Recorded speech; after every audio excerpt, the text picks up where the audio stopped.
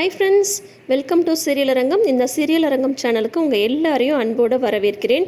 இன்றைக்கி அழகே அழகில் என்ன டாஸ்க்கு பார்த்துருவோமா? இன்றைக்கி தேதி என்னன்னு பார்த்தா ஜூலை 27 திங்கட்கிழமை. இப்போ வாங்க எபிசோடுக்குள்ளார போகலாம். முதல் முறையாக மாமனாரை எதிர்த்து பேசிய மலர். என்னது, அப்படியா? அப்படியெல்லாம் நடக்க வாய்ப்பே இல்லையே அப்படின்றது ஒரு பக்கம் இருந்தாலும், எப்படி மலர் எதிர்த்து பேசியிருப்பா, எதுக்காக எதிர்த்து பேசியிருப்பா பார்த்தல்லாமா. இப்போ நம்மளோட மதியை சமைக்க சொல்லிட்டாங்க மாமியார். ஓகேவா? மதி என்ன நினச்சிட்ருக்காங்க, சாம்பார் வச்சுட்டு ஆம்லேட் போட்டுக்கலாம் அப்படின்ற மாதிரி அவங்க யோசிக்கிறாங்க. ஃபஸ்ட்டு தயிர் சாதம்னு சொன்னாங்க, ஆனால் அப்புறம் சரி சாம்பார் செஞ்சிடலான்னு சொல்லிட்டு சமைச்சிட்ருக்காங்க. மலர் ஹெல்ப் பண்ணலான்னு நினச்சா மலருக்கு வெளி வேலைகள், அதாவது கிச்சனுக்குள்ளேயே வராமல் வெளியில் இருக்கிற இந்த ஒட்டடை அடிக்கிறது, ஜன்னல்லாம் தட்டி விடுறது, அந்த மாதிரியான வேலையெல்லாம் கொடுத்துட்டாங்க. மலர் எந்த விதத்துலையும் மதிக்கு ஹெல்ப் பண்ணவே கூடாதுன்ற அந்த ஒரு காரணத்துக்காக இப்போது என்ன சமைக்கிற அப்படின்னு சொல்லிட்டு கேட்குறாங்க. இந்த மாதிரி சாம்பார் வைக்கிறேன், ஆம்லேட் போடுறேன் அப்படின்லாம் சொல்லும்போது, அது எப்படி பத்தும் அப்படின்னு சொல்லும்போது, ஆமாம் சாம்பார் தொட்டுக்க ஆம்லேட் ஓகே தானே அப்படின்னு சொல்லிட்டு சொல்லும்போது, அப்படியெல்லாம் ஒரு வெரைட்டி உங்கள் வீட்டில் வேணால் நீ சமைச்சு சாப்பிட்ருக்கலாம், எங்கள் வீட்டிலலாம் நாங்கள் வகை வகையாக சமைச்சு சாப்பிட்டு பழகிட்டோம், அதனால் நீ என்ன பண்ணுற, இன்றைக்கி உருண்டை குழம்பு வச்சுடு அப்படின்றாங்க. எனக்கு அதெல்லாம் வைக்க தெரியாது அப்படின்னு சொல்கிறாங்க. உடனே மலர் பக்கத்தில் தான் இருக்காங்க. அதை வேணால் நான் வச்சிடுற மாதிரி, நீ ஒன்றும் இது பண்ணாத, நீ சாதம் மட்டும் வச்சுடு அப்படின்னு சொல்லிட்டு மலர் சொல்லும்போது, இதை பார், உனக்கு நான் என்ன வேலை கொடுத்தேன், வெளி வேலை தானே பார்க்க சொன்னேன், நான் அவளுக்கு ஏதாவது வேணும்னா நான் அவளுக்கு ஹெல்ப் பண்ணிக்கிறேன், நீ போய் நான் உனக்கு சொன்ன வேலையை மட்டும் நீ பாரு, புரியுதா அப்படின்னு மலரை விரட்டி விட்டுடுறாங்க. அதுக்கப்புறம் பார்த்தா, உனக்கு உருண்டை குழம்பு கூட வைக்க தெரியாதாங்கும் போது, இல்லை எனக்கு உருண்டை குழம்புலாம் வைக்க தெரியாது அப்படின்னு சொல்கிறாங்க. என் உருண்டை குழம்பு வைக்கிறது எல்லாருக்கும் தெரிஞ்சே ஆகணும் அப்படின்றதுலாம் ஒன்றும் கிடையாது இல்லையா? இப்போ பார்த்தா அவங்க மாமியார் சின்ன மருமகளுக்காக ரெசிபீஸ் சொல்ல ஆரம்பிக்கிறாங்க. கடலைப்பருப்பு 1 டம்ளர், துவரம்பருப்பு 1 டம்ளர்ன்ட்டு, அப்புறம் வெங்காயம், பச்சை மிளகாய், சோம்பு, பட்டை, கிராம்பு, இஞ்சி இதெல்லாம் தட்டி போட்டு இது எல்லாத்தையும் இந்த கடலைப்பருப்பு துவரம்பருப்பை 1 மணி நேரம் ஊற வச்சு அரைக்கணும் அப்படின்ற மாதிரிலாம் ஒவ்வொன்றா சொல்லிட்டுருக்காங்க. மதியம் பார்த்தா ஒவ்வொன்றுக்கும் அளவு கேட்குறாங்க. இப்போ ஃபஸ்ட்டு அவங்க ஒரு விஷயத்தை சமைக்கிறாங்கங்கும் போது, யாராக இருந்தாலும் 1/2 ஸ்பூனா 1 ஸ்பூனா எவ்வளோ போடுறது அப்படின்றது எல்லாமே கேட்பாங்கள்ல. அந்த மாதிரி வரிசையாக மதியம் கேட்க, கடலைப்பருப்பு துவரம்பருப்புன்னா உனக்கு என்னன்னு தெரியுமா இல்லையாங்கும் போது, இல்லை எனக்கு அதெல்லாம் தெரியும் அப்படின்ற மாதிரி மதி சொல்கிறாங்க.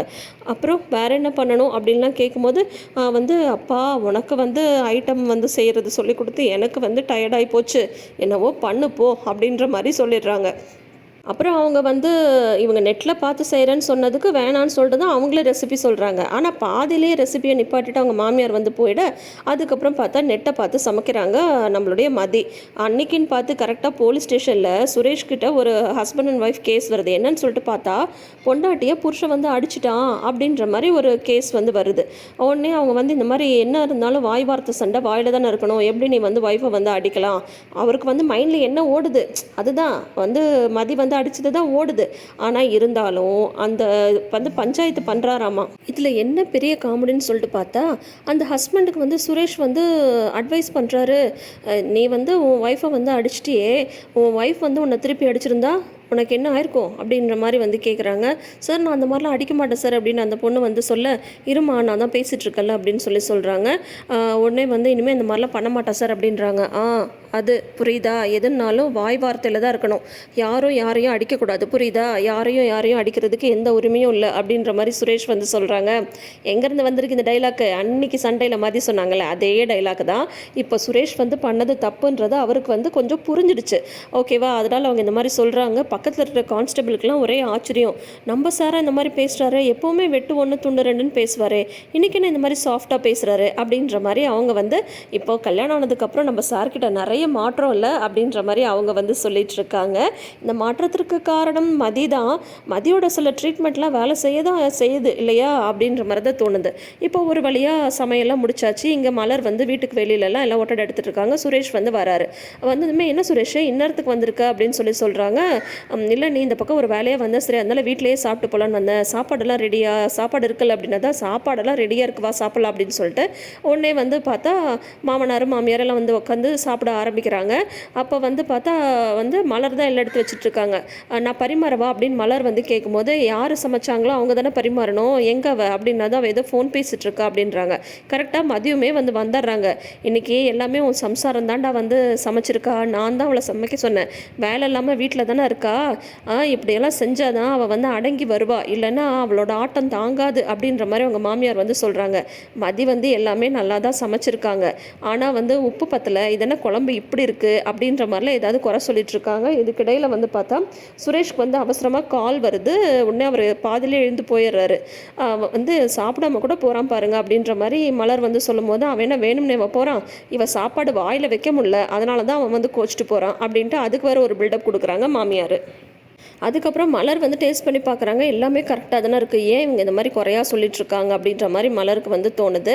அப்புறம் இவங்க நல்லா வக்கனையாக சாப்பிட்டு முடிச்சுட்டு, என்ன இருந்தாலும் இதெல்லாம் ஒரு சாப்பாடா, ஒரு உப்பு இல்லை, காரம் இல்லை, புளிப்பு இல்லை, டேஸ்ட் இல்லை, ஒன்றும் இல்லை, மலர் சமையல் தான் எப்போவுமே டாப்பு, மலர் தான் சூப்பராக சமைப்பா, மலரோட சமையல் தான் நல்லாயிருக்கும் அப்படின்ட்டு அவங்க மாமனார் வந்து சொல்ல, அப்போ கேட்குறாங்க மலர், ஏன் மாமா இதெல்லாம் இத்தனை நாளாக நீங்கள் மலரோட சமையலை சாப்பிட்டுட்டு இருந்தீங்களே, நல்லா இருக்குன்னு ஒரு வார்த்தை இது வரைக்கும் நீங்கள் மலர்கிட்ட சொல்லியிருப்பீங்களா அப்படின்ற மாதிரி வந்து கேட்குறாங்க.